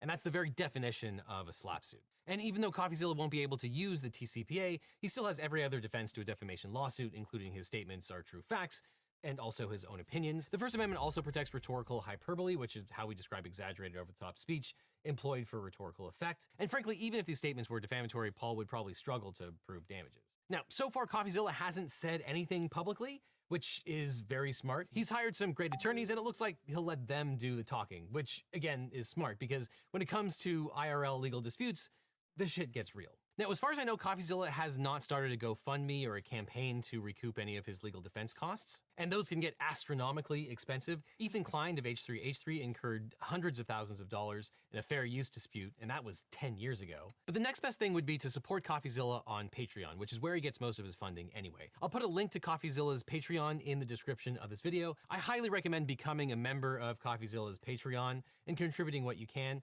CoffeeZilla does great work, and it would be a real shame to let someone like Logan Paul silence CoffeeZilla. And in fact, I did a little digging and found that CoffeeZilla is actually represented by some very good attorneys. In fact, if you've been watching this channel for a while, you might actually have heard of them. because CoffeeZilla has retained Mark Bankston and Bill Ogden over at Farrer and Ball. They have been spearheading much of the defamation litigation against Alex Jones and are responsible for the approximately $50 million verdict for the Texas plaintiffs against Jones. And Bankston in particular is responsible for what might be the cross-examination of the decade when he created the Perry Mason moment, when he crossed Alex Jones on the stand and caught him in a lie after Jones's attorney accidentally sent Bankston the contents of Jones's phone. We talked about that at the time. It was an epic and textbook cross-examination skewering. So CoffeeZilla is in pretty good hands. But don't take it from me, I reached out to CoffeeZilla's lawyers and got Mark Bankston on the phone. Mark, thanks for being here. You are actually representing CoffeeZilla, is that correct? No, that's correct. My partner Bill Ogden and I have agreed to represent CoffeeZilla in this very exciting suit. You know, in the world of online lawyers, there's a whole spectrum of people that are qualified and that are not. A quick perusal of your resume seems to indicate that you guys know your way around defamation. Yeah, most folks are probably aware of my defamation practice through the lawsuits that I brought against Alex Jones and InfoWars on behalf of several Sandy Hook parents. This situation is used on a different foot. This will actually be the first time that we are defending someone from a defamation suit, but it is something we very strongly believe in this particular case. What has happened so far? Right now, very little has happened. There hasn't been an answer in the suit or anything like that. You would usually, in most states at this point, face an anti-SLAPP motion. That type of motion is not available in federal court in the Fifth Circuit in Texas. In this case, the federal court venue was chosen, and there seems to be no obvious reason for that except to avoid the anti-SLAPP motion. Ironically, this is a very, very vicious attack on CoffeeZilla's reputation that really he has no way to vindicate except going in the court and winning on this suit. Reading the complaint, I was very surprised that Logan Paul had completely rehabilitated his image, and then CoffeeZilla just came out of nowhere and besmirched him for no reason whatsoever. So I found that to be very surprising. Yeah, it seems far-fetched. I guess we'll have to see where discovery takes us on that. Definitely. I mean, look, you can look at this suit, and it has all of the hallmarks of a classic SLAPP suit. There's not a single person on this planet who can look at the situation and say that CoffeeZilla knew and intended to tell lies about Logan Paul. You know, I think I knew it before he became my client. I think I know it way more now. If there's something that man cares about, it's the truth. He is devoted to that principle, like very few journalists that I see today. This case really presents a David and Goliath type problem. You look at somebody like CoffeeZilla, yes, he has a lot of YouTube subscribers. I mean, I'm sure he makes money. You know, I'm sure he does fine. He's not anywhere near the capacity of his opponent. I mean, his opponent has an unlimited war chest to come at him and could essentially use this suit to drive him off the internet. We're not going to let that happen. So in terms of next steps, I would assume there would be a motion to dismiss based on the allegations of the complaint, or maybe if you wanted to get feisty, pre-answer discovery. I don't know if that's available. Absolutely. I mean, look, you can't look at that complaint and not think judgment on the pleadings. I mean, that's just what you think the moment you see it. Are the statements being made even something that can be verified as true or false? What does it mean to call something a scam? The word scam can be interpreted a lot of different ways, and it does not mean one thing to all people. Businesses and bad deals are described as scams constantly. This is not the only suit that Logan Paul is in related to the crypto scheme. He's currently facing other lawsuits related to the nature of that. And it seemed to me that a lot of those allegations are going to be deleterious for the litigation that he's in outside of this particular case. The thing that I kept thinking to myself is that if I'm any one of those claimants in those cases, I'm extremely interested in the things that were said in this complaint. And as a result, going to be very interested in how this lawsuit progresses. All right, dude, thanks for having me. I'll talk to you soon. Thanks a lot. Take care. But even with great lawyers, lawsuits are still stressful, and it's easy to lose your appetite. Unless you use today's sponsor, Factor. Because Factor makes meeting your nutrition goals easier than ever by delivering fresh, never frozen, dietitian-approved meals right to your doorstep. And the meals are completely ready to eat in just 2 minutes. You can eliminate the hours it would take to shop, meal prep, and cook, so you can spend your day doing the things that you actually want to do. You can choose from over 35 different options a week, including ones that are keto, calorie smart, vegan, and veggie, and more. And on top of that, Factor offers lots of snack options for when you don't feel like a full meal, like breakfast smoothies, juices, small bites, and more, just to keep going no matter what's on the schedule. And Factor meals arrive at your door pre-prepared and ready to eat in just 2 minutes. The same amount of time that I can even think about going to the grocery store, my Factor meal is already done. Which is great because sometimes I just want a good, healthy meal without having to cook. And it's surprisingly affordable as well. Way less expensive than takeout and those pricey delivery apps. And now Factor offers Gourmet Plus meals as part of your weekly options, so you can try meals that feature premium ingredients like filet mignon, shrimp, truffle butter, broccolini, and asparagus. But honestly, you can't go wrong with their normal offerings either. Factor's team of gourmet chefs creates each meal to help you feel your best all day long, and they really are extremely delicious. And Factor is completely flexible. You can pause or reschedule your deliveries at any time. But all this is making me hungry, so click on the link below or the one that's on screen and use the code LegalEagle50 to get 50% off your first Factor box and 20% off your next month of orders. Again, just click on the link below and use the code LegalEagle50 for 50% off your first Factor box and then 20% off your next month of orders. And after that, click on this box over here for more Legal Eagle, or I'll see you in court. I don't...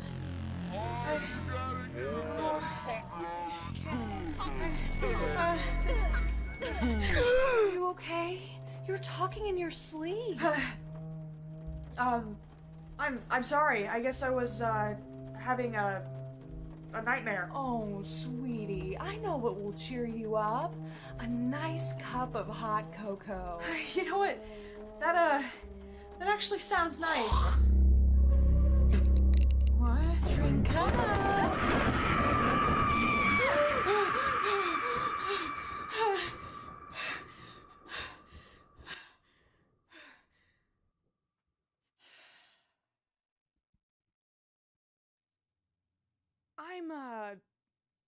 I'm tired of Hawk to a Girl.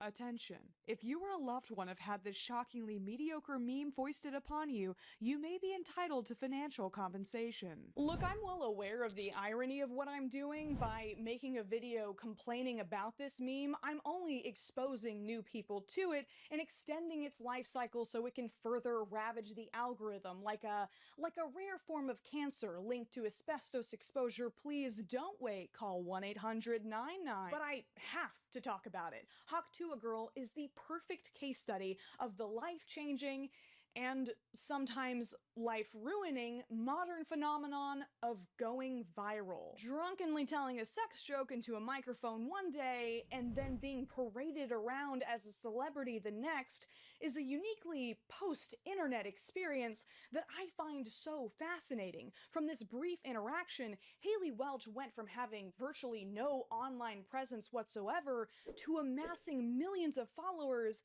and having to dodge paparazzi within just a few weeks. I have to convince my pawpaw not to shoot the paparazzi outside of our house every day because they've been camped out here for like 2 weeks. So how did this all start? Well, the viral clip is actually just a small segment from a street interview including multiple women filmed in Nashville by Tim and D TV. They later posted the full video onto their channel after their conversation with Haley took off on TikTok. This is for her.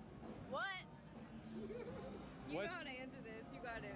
What's one move in bed that makes a man go crazy every time? You gotta give him that hawk to and spit on that thing. You get me? Yep. That's it.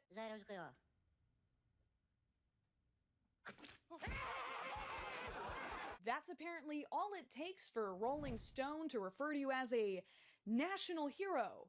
And as a Gen Z Dolly Parton, may our Lord and Savior Dolly in her infinite mercy forgive this blasphemer, Joseph Hudak. Amen. That's apparently how you get paid, reportedly, $30,000 to judge a bikini contest at a club in Miami, which is just up, considering how many altruistic people like myself would have gladly done it for free. Demonstrate. Hawk to it. Spit on it. Spit on it. If I see you anymore, I'm gonna cry. Oh yeah. Well, I'm sure she's wiping away those tears with dollar bills as we speak. Now, before we go any further, I want to make something very clear. While I am tired of Hawk to a Girl, I've got nothing against Haley Welch. Even if that is the most obnoxious spelling of Haley I have ever seen in my life. She seems like an incredibly sweet girl who is doing her best to handle an overwhelming amount of attention. So much of the backlash against this expectorating spectacle has been directed at Haley herself, as if she is somehow responsible for the public's rabid interest in a video that she didn't even post. Please redirect your helpless rage to the corporate opportunists trying to buy into a meme that's already growing mold in the back of the internet's pantry, and the mindless goons doing dumb like this.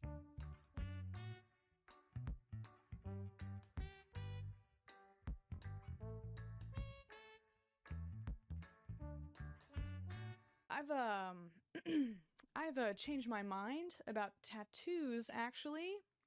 My body is a temple. As you have probably noticed, the Hawk Tua meme definitely has a very specific demographic. It would seem the Venn diagram of people who think a woman pretending to spit on that thing is peak comedy, and conservative men over the age of 30 is a donut. And I don't think that that's a coincidence. I think the Hawk Tua meme can only go this absurdly viral in a world where many men have so completely insulated themselves from female friendships that they are shocked and delighted by a woman confidently telling a raunchy joke. Like, don't get me wrong, it's funny. But it's more like, haha, Haley, you're so crazy. Anyways, who's ordering the Uber? Funny. Not so much, give this woman a platform immediately funny. And as we all know, a joke being repeated over and over and over and over and over again can only increase its comedic effect. Right? If you're someone who has normal platonic relationships with women, then you know that they say hilarious, out-of-pocket like this all the time. But if your wife of 4 decades still hasn't farted in front of you, and you stumble across a low-resolution re-upload of Hawk Tua Girl sandwiched between AI-generated singles and political misinformation while scrolling Facebook on your iPad, I'm sure it's a life-changing experience that warrants the purchase of a graphic t-shirt that will traumatize your grandchildren. Because what is this? Seriously, I don't know what I'm looking at. Hawk Tua with an arrow pointing downwards. The worst person you know has this in their cart and is entering their credit card information right now. Will trade for taco. I feel like I'm having a stroke. Will trade for Taco Bell a Hawk Tua. Okay, Master Yoda, but I think your prices you should increase. Oh, well, I don't think that would help him recover from his recent boo-boo, but certainly wouldn't hurt. Is that an eagle emerging from a dying star to atomic breath planet Earth? Who is this mysterious figure spectating Earth's destruction from an alien planet? Are they responsible? What does this have to do with spitting on that thing? Is that Bigfoot? God, AI was such a mistake. I miss when ugly t-shirts were made by real idiots, not by robots. A lot of people seem to have taken this meme as a green light to participate in some pretty gross behavior. Most of it's just harmless cringe, but some of it has definitely crossed a line. It's really strange. I can't really go in public by myself anymore. I'm paranoid of getting kidnapped or something. Really? I'm used to going in like public and everything and nobody paying me any kind of attention. I can just go on about my business. I can't go anywhere. The bizarre situation that Haley now finds herself in is that the same people who are responsible for blowing her up in the first place, haha blowing, and changing her life, are also the same people who are actively harassing her. The moment the clip went viral, men began obsessively trying to figure out who she was, where she lived, proudly announcing their virginhood by scouring the internet for any sign of a digital footprint with all the desperation of hunters tracking down their next meal. And there was the search for you. Yup. And what did you want to do when there was a search? Was there a part of you that was like, I don't want to be known as the Hawk Tua girl? Yeah, there was a big part of it. And then they started spelling my name wrong and making like accounts of me, which they got pictures off all my friends' like social medias and stuff like that, and which it's kind of creepy. Now that she's been discovered, these creeps are constantly demanding that she make an OnlyFans, because I guess they just can't comprehend a woman who is transparent about being sexually active who they don't have immediate access to. If she doesn't. Oh my.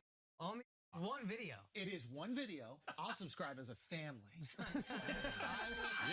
You will watch that like a pay-per-view fight. This is despite the fact that Haley has made it extremely clear that it's something she's not interested in doing. She also revealed that she and her friend turned down a deal from Playboy. This is just not stuff she's comfortable with. Stop asking me for the link in bio for my OnlyFans. I don't have an OnlyFans and there will never be an OnlyFans. I just make funny jokes. That's all I do. Am I really making an OnlyFans? That's false. I'm not comfortable doing that, ever. Did I really turn down Playboy? That is true.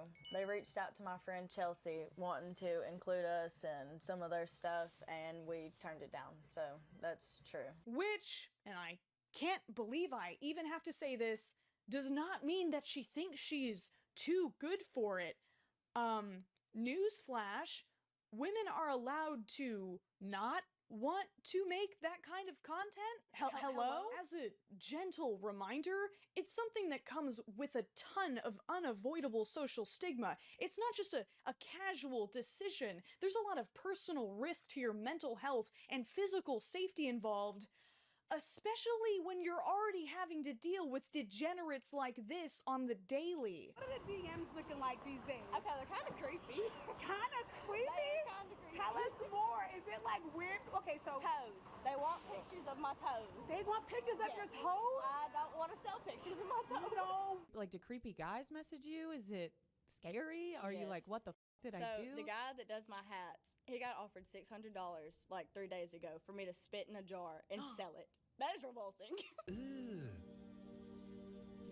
Brother, Remember when people used to just post funny stuff on the internet and then we'd all laugh and go on with our lives? Haley has also had to constantly dispel rumors about herself and her family since all of this began. I remember when I first heard about this story, there was a claim circulating that she was a teacher who lost her job when the video went viral and was disowned by her preacher father because of the shame that Haktua had brought on their good Christian name. Currently, Welch has been fired from her preschool teaching position following her sudden internet fame. The preschool that employed Hawk criticized her behavior during the interview, deeming it inappropriate.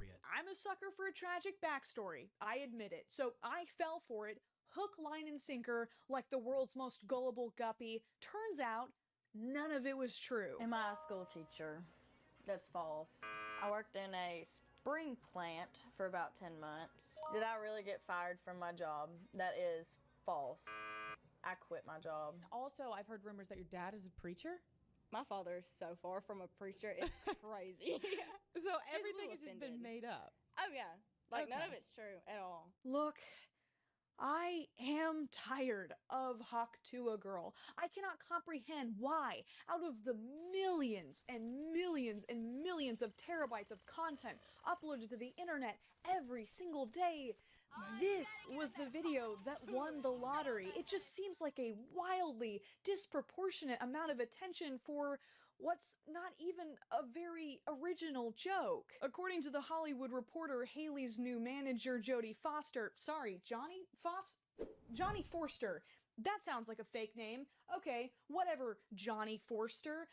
He said in an interview that they've made almost $300,000 in just merch sales alone. Excuse me while I pick my jaw up off the floor. He also said that there's a reality show being developed. A reality show about Haktua Girl.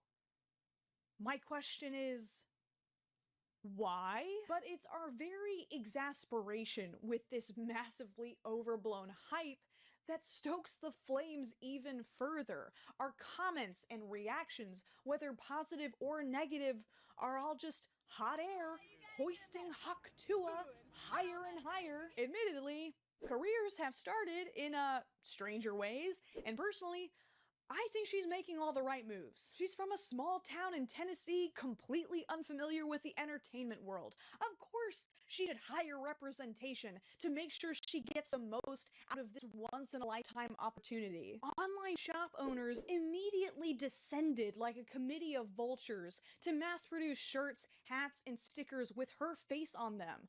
Of course, she should make her own merchandise line instead of letting others take all the profits from her image. A famous country singer she liked invited her on stage. Of course she said yes. None of these decisions make her delusional. She's doing what literally anybody else put in this situation would do.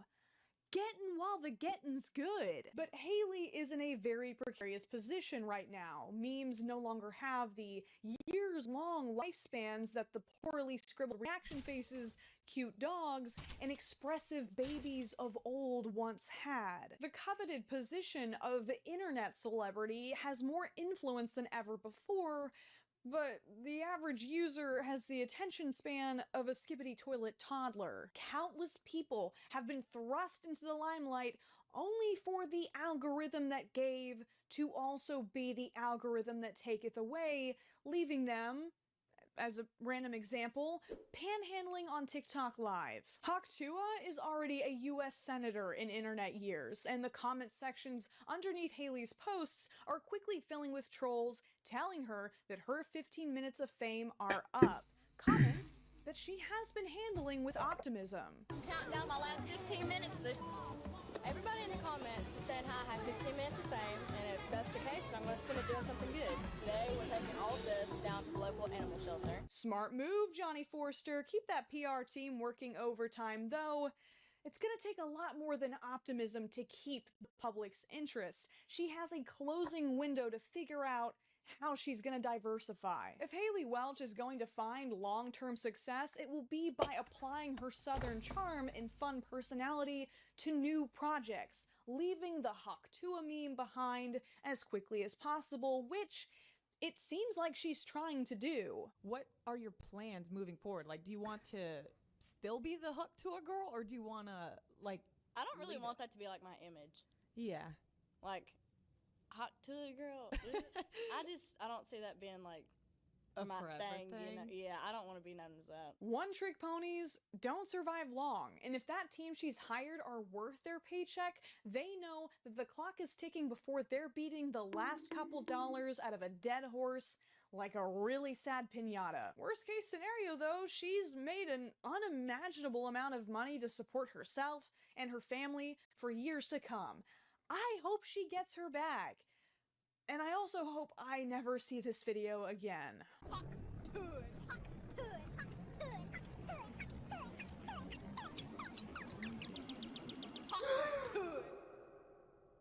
come on!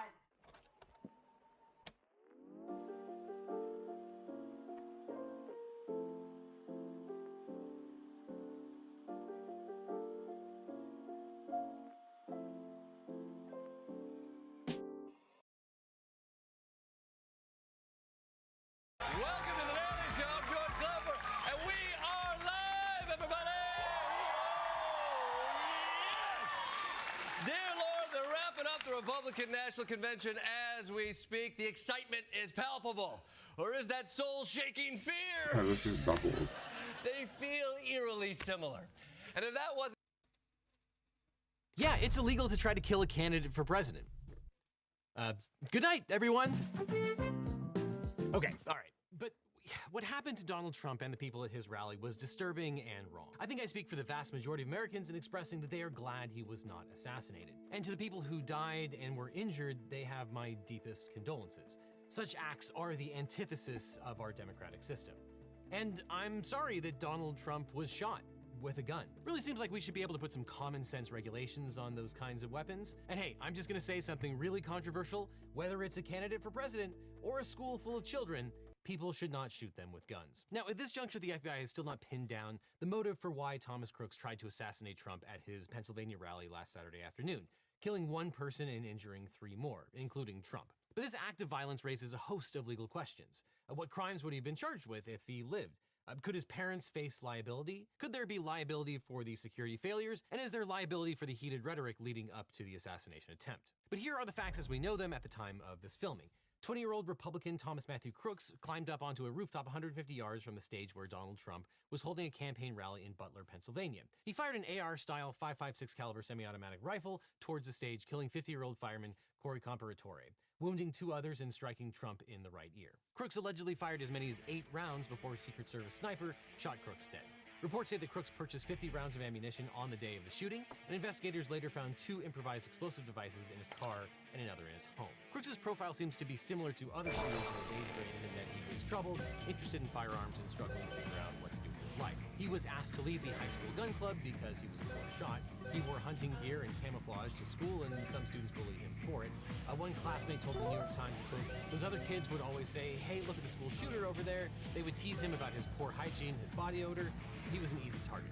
2 months before the shooting, Crooks earned an associate's degree in engineering science from Allegheny County Community College. And although the University of Pittsburgh had accepted him, Crooks decided not to attend school. Like many other school shooters, he was described as a loner. In other ways, Crooks differs from other mass shooters. He apparently left virtually no online footprint. And although Crooks was a registered Republican, he was too young to vote in the 2020 election. His father was registered as a Libertarian and his mother a Democrat. The younger Crooks had a job as a dietary aide at a nursing home and was a member of the local gun club. And there's some evidence that he was researching the DNC and other prominent politicians, both Republicans and Democrats, and it's possible he just wanted to kill a politician and that the Trump rally just happened to be closer to his home. But at the moment, we don't know.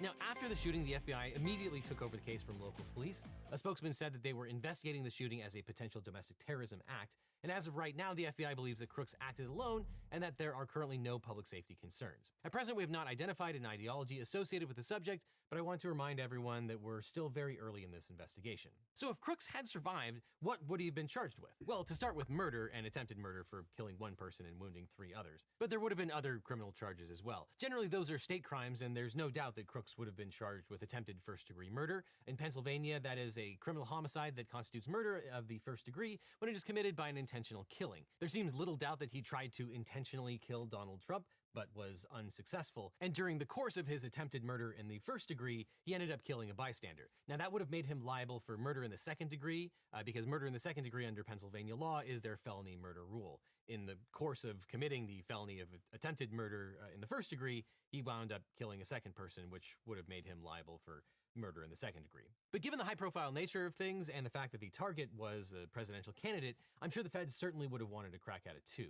Now, the presidential assassination statute, yes, there actually is one, 18 U.S.C. 1751, makes it a federal offense for anyone to assault, kill, or kidnap, or attempt to conspire to kill or kidnap the president and vice president of the United States, among others. But since, according to most right-thinking people, Donald Trump is not the current president of the United States, he is only a former president, he'd be covered by a different statute. 18 U.S.C. 879 prohibits knowing and willful threats to kill, kidnap, or inflict bodily harm against the following categories of persons who are protected by the United States Secret Service. 1, a former president or a member of the immediate family of a former president. And 3, a major candidate for the office of president or vice president or a member of the immediate family of such candidate. Now, the Justice Department manual summarizes that, quote, "The purpose of the statute is to prohibit threats against former presidents and other Secret Service protectees not covered by the Presidential Threat Statute. This gives the Secret Service the legal basis for investigating and prosecuting threats against all categories of persons authorized to be protected under the law." Though interestingly, the law that's referenced there, 18 U.S.C. 871, doesn't actually cover candidates for presidency, only presidents-elect. And while there is a federal murder statute, 18 U.S.C. 1111, that only applies when the act takes place in a place where the federal government has jurisdiction, which probably would not be the case in a state venue. But that probably wouldn't have been too much of an impediment here because Crooks carried a transmitter that was wired to an improvised explosive device hidden in the trunk of his car. And so far, authorities are stumped on how he obtained the explosive materials. His internet search history shows no evidence that he searched for information on how to build bombs. But the man who bombed the Boston Marathon was charged and convicted of using a weapon of mass destruction under 18 U.S.C. 2332. So it's likely federal prosecutors would have charged a similar crime in this case had Crooks lived. Now, if you try to assassinate a presidential candidate, you'll want a good lawyer. But if you want a great lawyer, my law firm, the Eagle Team, can help. If you've been injured in a truck accident, suffered a data breach, especially if they said your social security number was leaked, or just about anything else, we can represent you or help find you the right attorney who can. So just call the number that's on screen or click on the link in the description for a free consultation with my team. Because you don't just need a legal team, you need the Eagle Team. Now, speaking of security lapses, what in the world happened here? Well, Homeland Security Secretary Alejandro Mayorkas called the shooting a security failure, and that seems like an understatement. Now, the Secret Service takes the lead in providing security to a candidate for president, but in this instance, they were assisted by at least a dozen police officers and sheriff's deputies, in addition to troopers from the Pennsylvania State Police. Now, it's not unusual for the Secret Service to coordinate with law enforcement. In fact, we expect them to do so. But the most glaring security feature here was not securing the rooftop that Crooks used to fire his shots. Now, the building belongs to AGR International, a company that sells industrial equipment, and the parking lot for the site was closed to the public on the day of the rally, but law enforcement had access to it and to the interior. And although attendees had to pass through metal detectors to get to the main venue, this building was considered to be outside of the security perimeter. Now, we don't know how Crooks got there, but the aerial footage of the event shows a ladder propped up on the side of the building, and two sources told CBS News that Crooks purchased a ladder from Home Depot before the rally. Now, the Secret Service apparently delegated the security of that building to local police.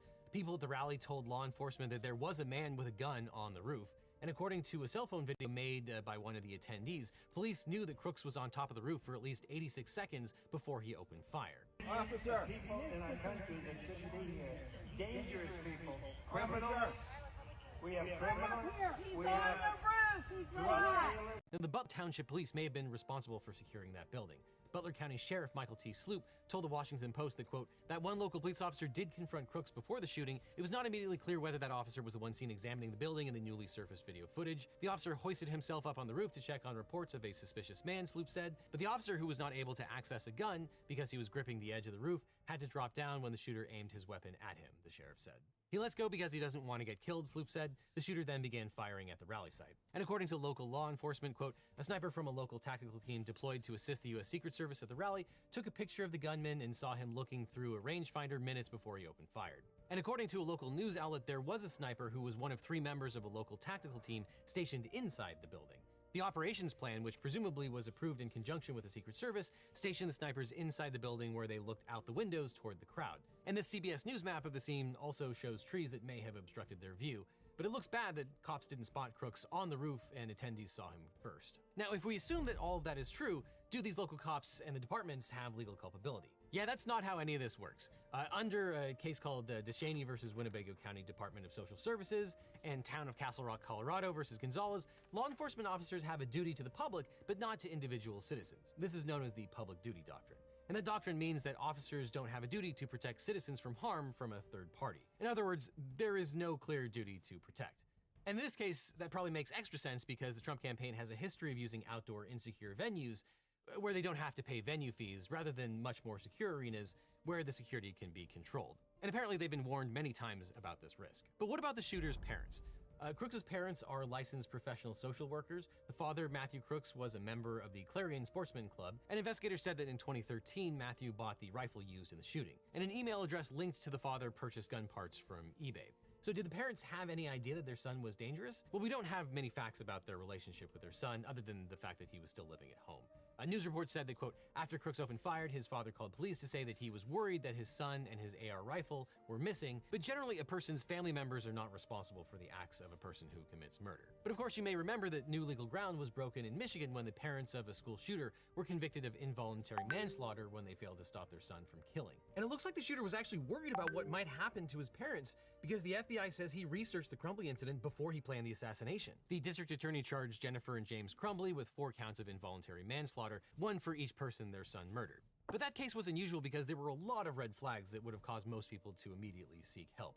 On the day of the shooting, the school called the parents to discuss Ethan's violent drawings, whose captions including "My life is useless," "Blood everywhere," and "The thoughts won't stop, help me." And the parents also purchased the shooter a gun 4 days before the attack, despite their knowledge that their son Ethan had been hearing voices. And eventually a Michigan appeals court ruled that the Crumblys could be tried for involuntary manslaughter for both their acts and their failures to act. Now, the relevant Pennsylvania law is not quite the same. In Pennsylvania, involuntary manslaughter is defined as a person is guilty of involuntary manslaughter when, as a direct result of the doing of an unlawful act in a reckless or grossly negligent manner, or in doing a lawful act in a reckless or grossly negligent manner, he causes the death of another person. And the Pennsylvania statute uses the term doing, and that term seems to require the person to act rather than punishing them for a failure to act. And it's also important to note that the Crumbly prosecution was rooted in the legal duties that a parent has towards their minor children.